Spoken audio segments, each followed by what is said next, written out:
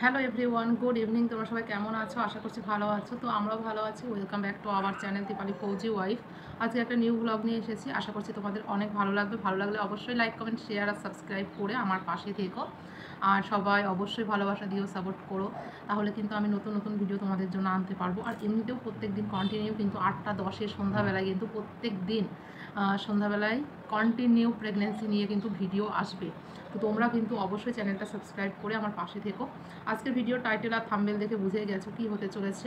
হ্যাঁ, অবশ্যই এই কদিন তোমাদের সঙ্গে শেয়ার করলাম প্রেগনেন্সি কীভাবে আসতে পারে বা সিমটমস বেবির কী কী থাকে এই সমস্ত। আজকে আমি তোমাদের সঙ্গে শেয়ার করব যখন আমাদের 9 মান্থ হয়ে যায় বা 9 মান্থের দিকে, তখন আমাদের মনে হয় যে আমাদের মানে টেনশান কাজ করে। পুরো প্রেগনেন্সিতেই টেনশান হয়, নর্মাল ডেলিভারি হবে নাকি সি সেকশন হবে বা সিজার হবে, কোনটা হবে।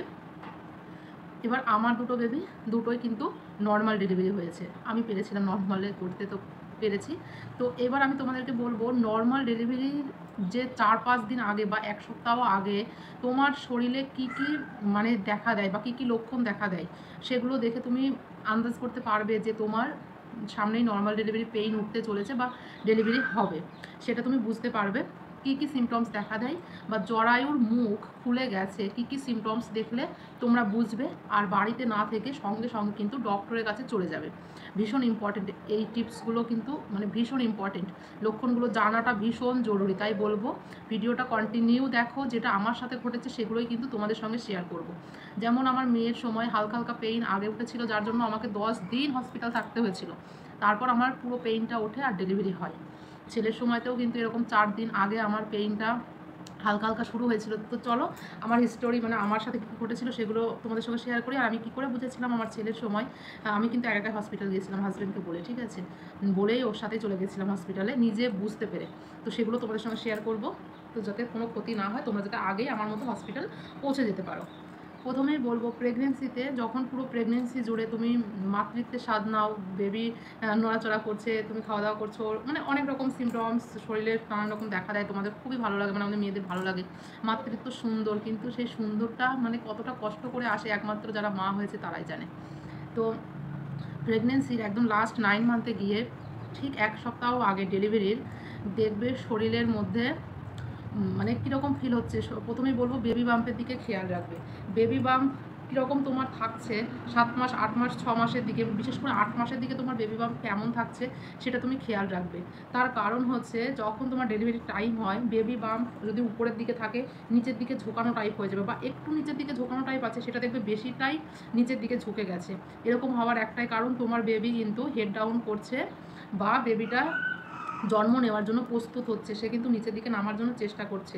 সেই জন্যই তোমার উপরের দিকে যে বেবি বাম্প ছিল সেটা কিন্তু নিচের দিকে হয়ে গেছে, ঠিক আছে। আমার হয়েছিল এরকম, মেয়ের সময় ছেলের সময় দুজনের ক্ষেত্রেই হয়েছিল, নিচের দিকে নেমে গেছিলো এরকম 1 সপ্তাহ আগে থেকে আমি বুঝতে পেরেছিলাম। দ্বিতীয় নম্বর হচ্ছে প্রচুর পরিমাণে তোমার অস্বস্তি ফিল হবে। মনে হবে যেন শরীরটার ভিতরে কীরকম একটা আনচান করছে, শরীরের ভিতরে কিছু একটা ঘটে যাচ্ছে, মানে কাউকে বলে বোঝানোর মতো নয় এই ফিলিংগুলো, একমাত্র যার সাথে ঘটে সেই বুঝতে পারে। এরকম আনচান করবে শরীরটা কীরকম, মানে কোনো কিছু ভালো লাগবে না, এরকম একটা কিছু মনে হতে পারে তোমার, ঠিক আছে, এরকম হবে। নেক্সট হচ্ছে প্রচুর পরিমাণে হাইফাই মানে শ্বাস প্রশ্বাসের কষ্ট হতে পারে, হালকা হালকা কখনো সময়ের জন্য কষ্ট হচ্ছে, ঘুমিয়ে শান্তি পাচ্ছ না, এপাশ ওপাশ করতে হচ্ছে, ঘুমিয়ে শান্তি নেই, হয়তো হেঁটে চলে বেড়াতে হচ্ছে, এরকমটা হবে। নেক্সট হচ্ছে তোমার তল পেটে হালকা হালকা পেইন হতে পারে। হালকা হালকা পেইন কিন্তু হবেই, তোমার ডেলিভারির আগে যে পেইন ওটা দরকার, এই হালকা পেইন থেকেই তোমার শুরু হবে। হালকা হালকা তল পেটে কিন্তু পেইন হবে। নেক্সট হচ্ছে যে বেবি আছে, বেবি কিন্তু নিচের দিকে চাপ দিতে থাকবে, মানে ঠেলতে থাকবে। নেক্সট হচ্ছে যখন তুমি বাথরুম যাবে মনে হবে কিছু একটা বেরিয়ে আসবে, যখন তুমি বাথরুমে বসবে না মনে হবে কিছু একটা বেরিয়ে আসবে, চাপ লাগছে, এরকম মনে হবে সব সময়। আর বেবি কিন্তু অল টাইম নিচের দিকে ঠেলতেই থাকবে, ঠিক আছে। নেক্সট হচ্ছে তোমার পেটটা, তুমি দেখছিলে কিছুক্ষণ আগে ঢিলা একটা নর্মাল বেবি বাম্প ছিল, কিন্তু পরক্ষণে কিছু ঘন্টা বাদে দেখছো তোমার বেবি বাম্প শক্ত হয়ে গেছে, বেবি মুভমেন্ট কম পাচ্ছ। এই যে শক্ত হয়ে যাওয়া যে জিনিসটা লাস্টের দিকে, এটাও কিন্তু তোমার বেবি মানে ডেলিভারি হওয়া বা পেইন ওঠার একটা সংকেত। তাই বলবো যদি তোমাদের পেটের বাচ্চা নড়াচড়া কম করে, পেট শক্ত শক্ত হয়ে যায়, অবশ্যই এতে কিন্তু ক্ষতির চান্স থাকে। তাই বলছি তোমরা এরকম দেখলে কিছুক্ষণ হয়তো 1 ঘন্টা শুয়ে থাকলে মিষ্টি জাতীয় জুস কোনো কিছু খেলে শুয়ে থাকার পরে রেস্ট নেওয়ার পরেও তোমাদের বেবি নড়াচড়া করছে না বা শক্তভাব ছাড়ছে না, অবশ্যই সঙ্গে সঙ্গে ডক্টরের কাছে যাবে। বেবি কেমন আছে আল্ট্রাসাউন্ড করে কিন্তু নিশ্চয়ই চেক করে নেবে। বাড়িতে একদম কারো কথা শুনে বসে থাকবে না, ঠিক আছে? যেটা বলছি সেটা কিন্তু শুনো। এগুলো হচ্ছে একদম সাধারণ ঘটনা, যেটা আমার সাথে ঘটেছে তোমাদের সঙ্গে সেগুলোই শেয়ার করছি। আমার ছেলের সময় তো এরকমই হয়েছিল। ডেলিভারির 4 দিন আগে আমার হঠাৎ করে পেট শক্ত হয় আর বেবি মুভমেন্ট কম পাচ্ছিলাম, যার জন্যই আমি ডক্টরের কাছে কিন্তু চলে গেছিলাম। আর এর সংকেত একটাই, আমাকে বলেছিল তোমার বাচ্চাদানির মুখ খুলতে শুরু করেছে, এই কথা আমাকে বলেছিল। আর ঠিক তার 4 দিন পরে আমার কিন্তু পুরো মুখটা খুলে যায়, হঠাৎ করে পুরো পেইন উঠে যায় আর ডেলিভারি হয় কিন্তু রাতের বেলা। হসপিটালে হয়েছিল, আমাকে ছুটি দিয়েছিল, তারপরে আবার আমি গিয়েছিলাম, যে আবার আমার হয় আর কি, সে কথা পরে বলছি। তো এর শক্ত শক্ত ভাব হওয়া মানে ডেলিভারির একটা চান্স। নেক্সট হচ্ছে, যখন তুমি দেখবে তোমার একদম লাস্টের প্রেগনেন্সির নেক্সট টিপস হচ্ছে, যখন দেখবে তোমার ভ্যাজাইনা দিয়ে প্রচুর পরিমাণে হোয়াইট ডিসচার্জ হচ্ছে, এটা হচ্ছে জরায়ুর মুখ খোলার একটা লক্ষণ বা পেইন আসার আগের মুহূর্ত, ঠিক আছে? এই 7 দিন আগে এই যে লক্ষণগুলো বললাম, এই লক্ষণগুলো দেখা দেয়। এবার 4-5 ঘন্টা আগে বা একদিন আগে যে লক্ষণ দেখা দেয় বা আমার মধ্যে দিয়েছিল সেটা বলি। সেটা হচ্ছে প্রচুর পরিমাণে থকথকে এরকম বড় বড় চাক হোয়াইট ডিসচার্জ হবে ভ্যাজাইনা দিয়ে, হবেই। বেশি বেশি এত এত চাক দলা দলা, তুমি যখন যাবে না বাথরুমে, বাথরুম করার পর যখন ক্লিন করবে তখন দেখবে চাক বার হচ্ছে, না হলেও তুমি বাথরুমে গেলে বা প্যান্টি লাইনেও মানে লেগে থাকবে, প্রচুর পরিমাণে হোয়াইট ডিসচার্জ হবে। আর যদি দেখো যে তোমাদের জরায়ু দিয়ে ব্লাড ক্লথ টাইপ কোনো ব্লাড যাচ্ছে, এরকম ব্লাড যাওয়া ক্লথ টাইপ বা হোয়াইট ডিসচার্জ যেটা হচ্ছে সেটা ব্লাড টাইপ, তো এরকম দেখলে জানবে তোমাদের জরায়ুর মুখ একটু একটু করে 1% থেকে খুলছে। তখন কিন্তু বাড়িতে একদমই বসে থেকো না, অবশ্যই হসপিটাল চলে যেও।